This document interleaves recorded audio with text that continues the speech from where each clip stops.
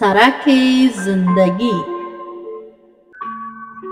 کلونه کېږي لیور مې ما باندې تېری کوي ریښتینې کیسه مینه او درنښت ګرانو اورېدونکو امید لرمه ټول روغ جوړ او خوشحاله اوسئ دغه کانال سبسکرایب کړئ خپل ملګرو سره یې هم شریک کړئ له دې کانال څخه ریښتینې پښتو کیسې او پدري داستانهای واقعي خپریږي نننۍ کیسه زموږ یو افغان خورکۍ کیسه ده چې داسې لیکي سلام زما نوم رزما ده موږ په کابل کې ژوند کول زموږ کورنۍ ډېر خوشحال کورنۍ وو زه ډېره ښکلې ومه مکتب ته تلم کله چې 10م صنف ته ورسېدمه زموږ څنګ ته یوه نوې همسایه کډه راغی هغوی یو زلمی زوی درلوده چې نوم یې کبیر و ډېر لنډغر او لوچک هلک و کله چې زه مکتب ته تلمه کبیر به زه یې تعقیبولمه زه ډېره په تنګه شومه خپل مور ته مې ویل مور مې زما پلار ته غږ ونه کړه خبره یې ورنه پټه کړه یو ورځ د کبیر مور او خور زموږ کره د خواستګاري لپاره راغی او زما مور ته یې ویل رزما د ما د زوی خوښه شوې ده زه غواړم رزما خپل زوی ته وکړم زما مور هغوی ته نه جواب ورکړ ځکه هغوی ټول خلکو ته معلوم و چې بد خلک دي او کبیر یو لنډغر ده د کبیر مور و خور لاړ یو هفته وروسته په ټول کوڅه کې ډنډوره خپره شوه چې رزما یې کبیر ته نامزاد کړی کله چې مونږ خبر شو زما مور د ګیلې لپاره کبیر دوی کره لاړ او د کبیر مور ته ویل تاسو ولې داسې کار کوئ زما د لور او نوم او رنګه بدوئ د کبیر مور ویله رزما تاسې بل چاته نشي ورکولی رزما زما انګوره ده زما مور راغی او زما پلار ورور ته یې کیسه وکړه چې خلک دغسې زورګیر کړی ده زموږ شخصي کور و موږ کډه هم نشو کولی څو وخته وروسته پلار مې خپل یو قدیمي دوست په ښار کې ویني او هغه ته د دې لانجې کیسه کوي چې دغسې زموږ یوه همسایه ده زورګیر کړی زما لور یې هغه زما د پلار ملګری زما پلار ته ویلی و زه مې خپل زوی ته کوم که د تاسې رضایت وي زما پلار هغه خپل ملګری پیژندل او ورته ویلی و سمه ده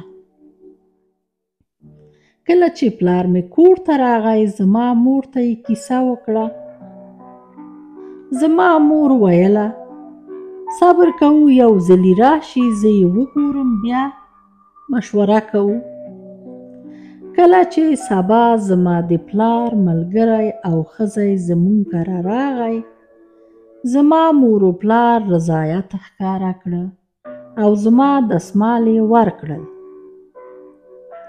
شیرني مو وکړه کله چې یو ورځ زما نامزاد زموږ کور ته راتله کبیر زما د نامزاد مخې ته درېدلی او هغه ته ویلی چې رزما ما سره عاشقانه رابطه لري زما نامزاد د ټولو کیسې څخه خبر و کبیر ته ویلی رزما زه پیژنم ته ډېر احمق انسان یې تیر شه نور زما مخې ته رانشي زما نامزاد دغه کیسه یې خپل ورور ته کړی زما د نامزاد ورور چې زما لیور کېږي خپل منطقې کې هم بدماش شو. یو هفته وروسته له دې خبرې څخه یو ورځ ماسپښین و چې د کبیر دوی له کور څخه د ژړا او نارې آواز جګ شو. ما د پاس کوټې څخه وکتل چې د کبیر مور په خپل مخ وهي او ژاړي. زه مې مور ته راغلم او ویله مې چې د کبیر دوی کره مړی شوی. مور مې هم د کبیر دوی کره لاړ. کله چې د کبیر دوی کره لاړ، د کبیر خور زما مور ته ویل تاسو زما ورور مړ کړ. د کبیر مرګ یې پر موږ باندې اچولی و. کله چې لیور مې زموږ کره راغی، کوټه کې زه ورسره یوازې پاتې شوم. ما ته یې ویل راز ما جانې، کبیر ما تیر کړل، آخرت ته مې ولیږه. زه له ډېره ډاره څخه جای کې وچه شوی وم. لیور مې ولیده چې زه ډېره ډاره شوی یم. ما ته یې ویل چاته غږ ونه کړې، که نه بیا ما خو پیژنې. ما هم له ډاره دغه خبره پټه کړه. واده مو شو. زما خاوند حیات و. زما د واده څخه یو میاشت وروسته اختر راغی. خاوند مې د اختر شپې کې دوکان ته بتلل. خیاطي به یې ډېر کول. کله چې خاوند مې شپې کور ته نه راتله، ما به دروازه قلفک کول او دننه به یوازې ویده کېدلم. یو شپه چې خاوند مې دوکان ته لاړ او ما دروازه قفل که، دننه کوټه کې ویده شوم. نیمه شپه په خوب کې وم چې څوک زما خوله یې بنده کړه. ویښه شوم. ما فکر وکړ غل ده.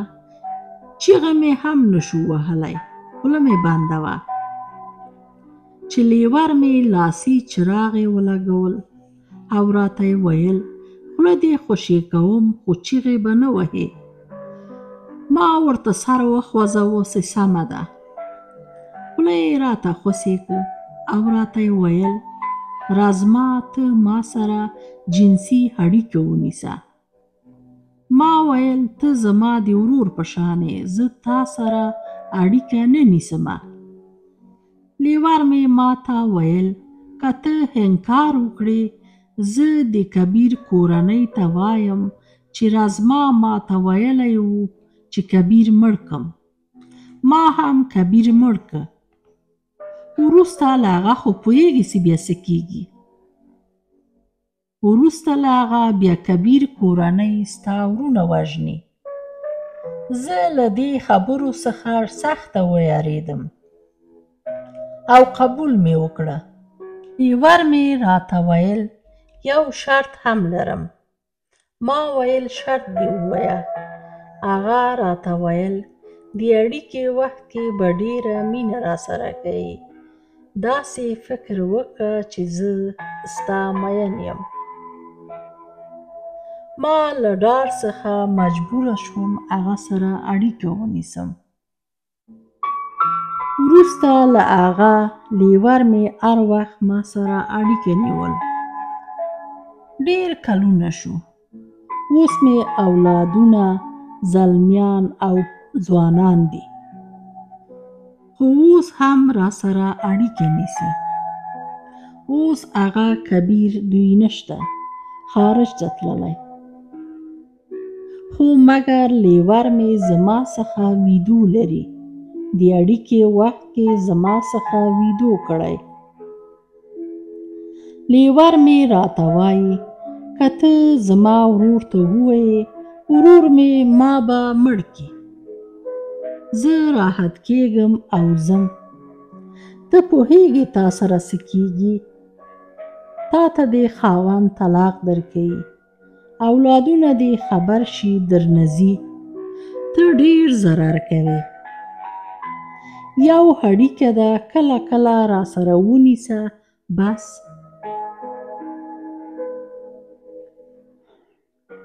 اوس زه مجبوره یمه څه وکړمه، ټول ژوند مې تباه کېږي که زه خپل خاوند ته ووایم پوهېږم چې غټه ګناه کومه، هغه هم زنا، خو بیا هم مجبوره یمه. دغه و زما د ژوند کیسه. ګرانو اوریدونکو، هیله لرم دغه کانال سبسکرایب کړئ، خپل ملګرو سره شریک کړئ. تر بل داستان تاسې په پاک او مهربان رب سپارم. الله مو مل شه.